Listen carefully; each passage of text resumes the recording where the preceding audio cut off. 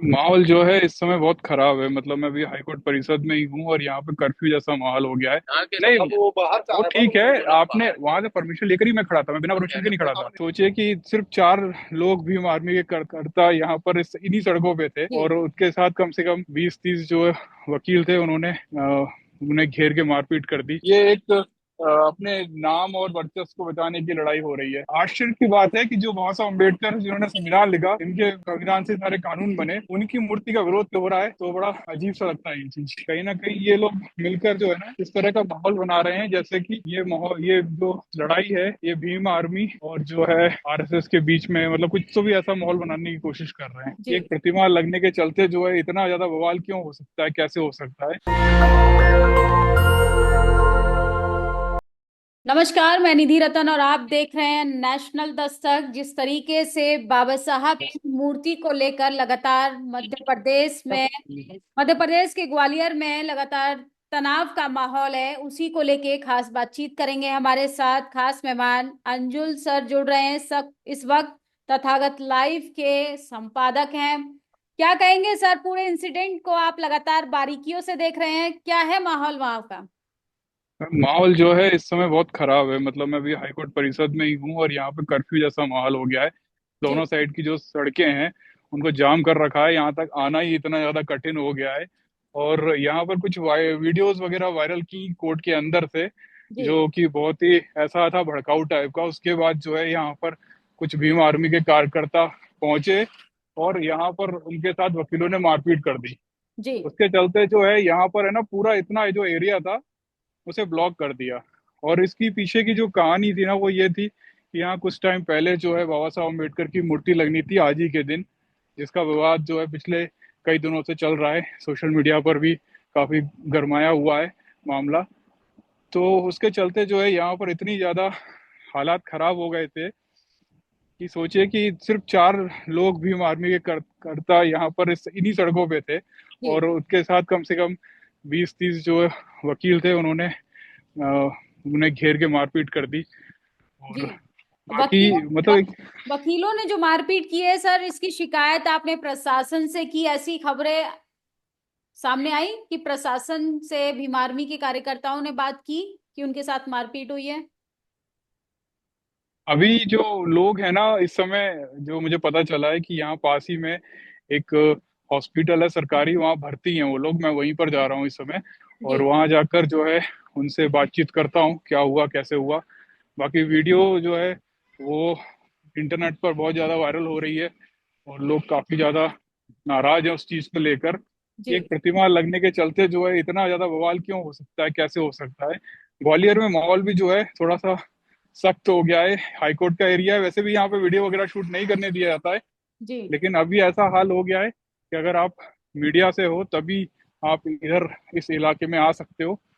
और मीडिया वालों को भी भगा रहे हैं। मैं गया, मुझे रोक दिया उन्होंने शूट करने से। हालांकि मैंने उनसे परमिशन ली थी और हम्म। बाकायदा परमिशन लेने के बाद ही मैं वहाँ खड़ा होकर वीडियो शूट कर रहा था अपना।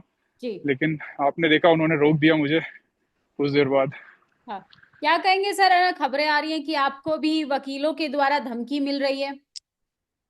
जी, एक्चुअली हुआ क्या था कि जो वकील थे वो, जितने भी लोग थे, आप अगर न्यूज मीडिया उठाकर देखोगे तो कहीं ना कहीं इस तरह से बोल रहे थे कि जो मूर्ति लग रही है उसमें जो रूल्स एंड रेगुलेशन को फॉलो नहीं किया, इसके चलते जो है ये मूर्ति वो लगने नहीं दे रहे हैं।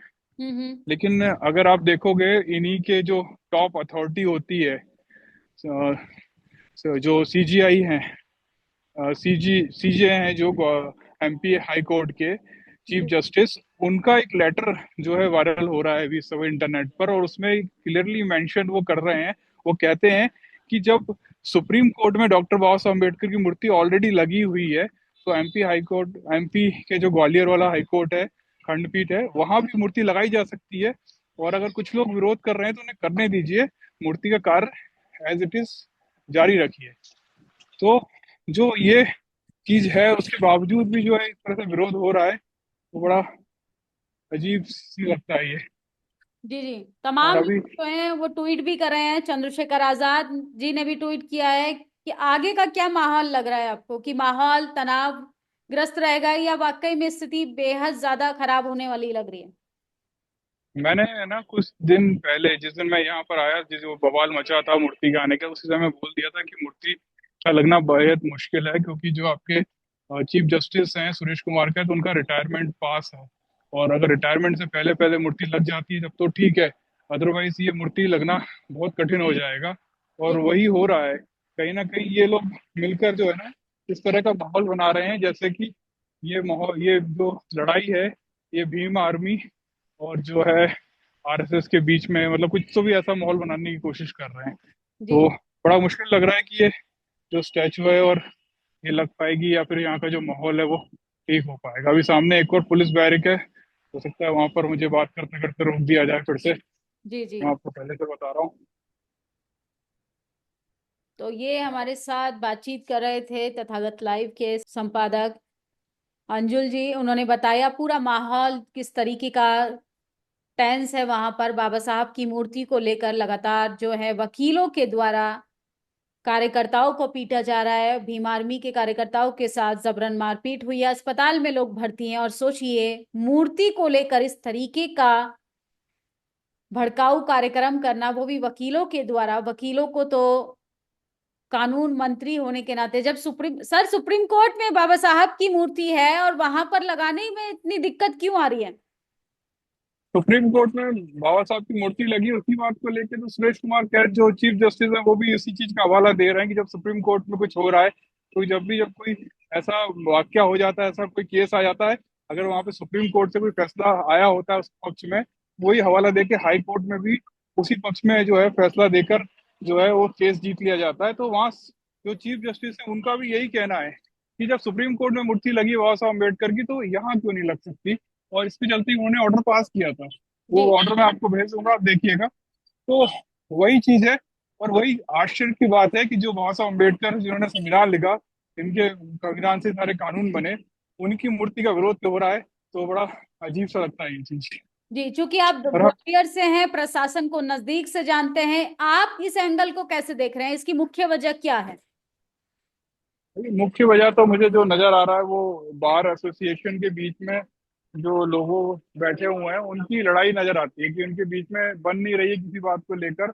और वो ये भी नहीं चाह रहे हैं कि यहाँ पर जो है किसी ऐसे व्यक्ति की मूर्ति लग जाए जिससे जो यहाँ पर और भी लोग हैं। क्योंकि अगर आप देखोगे कि जो कोर्ट परिषद है उसके अंदर लोग भले बोल रहे हो कि हमारे वकीलों की संख्या ज्यादा है, लेकिन मात्र 15% वकील हैं यहाँ पर जो SC ST कम्युनिटी से आते हैं। बाकी 85% जो हैं वो जनरल कास्ट से आते हैं। अगर बाबा साहब अम्बेडकर की मूर्ति अंदर लग जाती है तो कहीं ना कहीं ऐसा लगता है मुझे कि उन लोगों के अंदर एक जोश आएगा, और जो 85% लोग हैं उनको ये लगेगा कि उनकी बेइज्जती हो गई है, उनकी बातों को अब इतना ज्यादा सीरियसली नहीं ले रही, उनका दबदबा खत्म हो जाएगा। अगर दबदबा खत्म हो जाएगा तो उनके पास काम आना भी बंद हो जाएगा। तो जी कहीं ना कहीं ये एक अपने नाम और वर्चस्व को बचाने की लड़ाई हो रही है। जी। बहुत बहुत शुक्रिया हमसे जुड़ने के लिए, और आगे भी बातचीत करेंगे। आई होप कि आप कार्यकर्ताओं से भी रूबरू कराएंगे हम लोगों को। जी जी बिल्कुल, मैं वहीं जा रहा हूँ अभी, और उसके जी बाद फिर मैं उनसे बात करता हूँ। जी। जी, बहुत बहुत शुक्रिया समय देने के लिए। नेशनल दस्तक की आपसे गुजारिश है कि अगर इसको बचाना चाहते हैं तो नेशनल दस्तक को सब्सक्राइब करने के लिए रेड कलर के सब्सक्राइब बटन को दबाएं, फिर बेल आइकन की घंटी दबाएं। नेशनल दस्तक को बचाने के लिए बहुत जरूरी है कि हर खबर को शेयर करें, लाइक करें, कमेंट जरूर करें।